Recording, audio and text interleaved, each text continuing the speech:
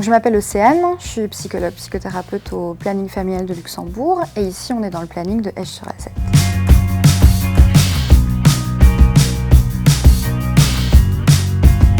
Tout le monde, en fait, c'est vrai qu'on a quand même un peu plus de personnes de genre féminin qui viennent nous consulter, que ce soit médical ou au niveau psychologique, mais finalement tout le monde peut venir et la porte elle est grande ouverte à tous les genres, toutes les personnes.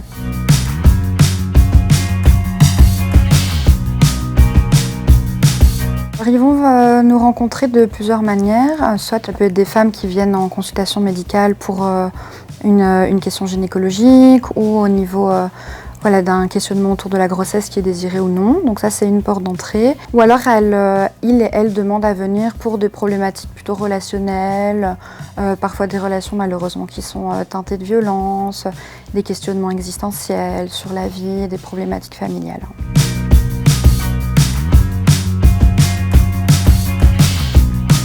C'est très réducteur de dire que c'est uniquement des jeunes filles et des mineurs qui viennent pour ce genre de questionnement. Ça en fait partie, c'est notre public, c'est sûr, mais pas que.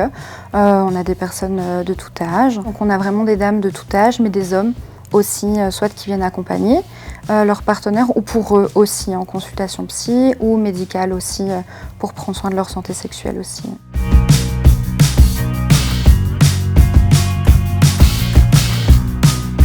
Première réponse, je dirais, c'est que nous, on est avant tout une association militante, engagée et féministe. Donc, en plus de donner des consultations, de fournir des consultations médicales et psychologiques, on va se battre. Donc, il y a un plaidoyer qui est sorti chaque année pour revendiquer les droits en termes de droits sexuels, de droits reproductifs. Donc, on a vraiment ce plus en plus. Cet atout, en plus de venir se battre et militer pour la santé sexuelle et reproductive de tout à chacun. Une autre différence aussi, c'est que tout le monde est le bienvenu et que surtout au niveau financier, ça ne doit pas être un frein pour les consultations, peu importe lesquelles.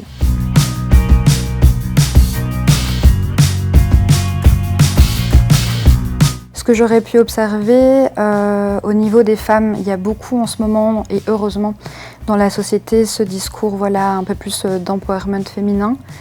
Donc c'est vrai qu'on a pas mal de femmes qui, de tout âge, c'est ça qui est intéressant aussi, qui viennent se questionner sur leur rôle, sur leur place dans leur famille, dans leur couple, dans la société. Au niveau des grossesses désirées ou non aussi, les femmes qui peut-être se permettent, sûrement d'ailleurs, d'oser questionner ce choix de maternité ou non. Ça c'est pour ce qui est positif. Ce qui est de négatif et de plus compliqué, c'est qu'il y a quand même de plus en plus de choses en lien avec les réseaux sociaux, beaucoup de harcèlement, beaucoup vraiment de souffrance liée aux réseaux et à Internet.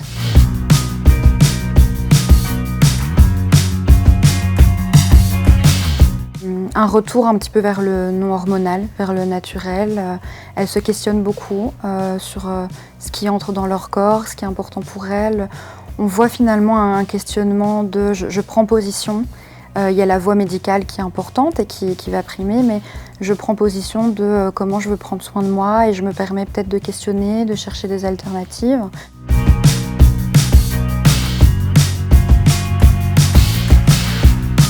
S'il y a une des premières choses qui serait importante et que j'imagine dans le futur, et c'est ce qu'on revendique, c'est l'IVG dans la Constitution. Donc je pense que ça, ce serait un point important pour le planning.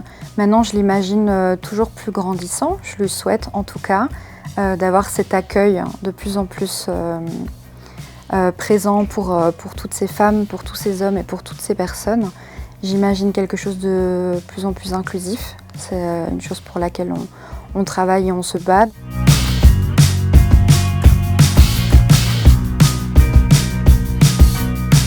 Que tout ce qui est en lien avec la grossesse désirée ou non et l'IVG, pour moi, c'est une liberté et c'est un droit qui ne doit pas être discuté.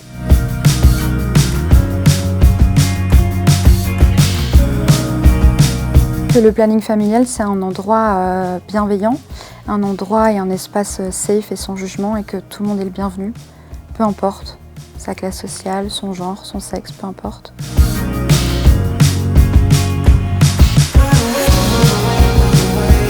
Parce que l'accès est gratuit, avant tout, et ça c'est important de le dire, c'est tellement compliqué et en même temps ça devrait être un droit plus facilement accessible de prendre soin de sa santé et pas que physique, sa santé mentale.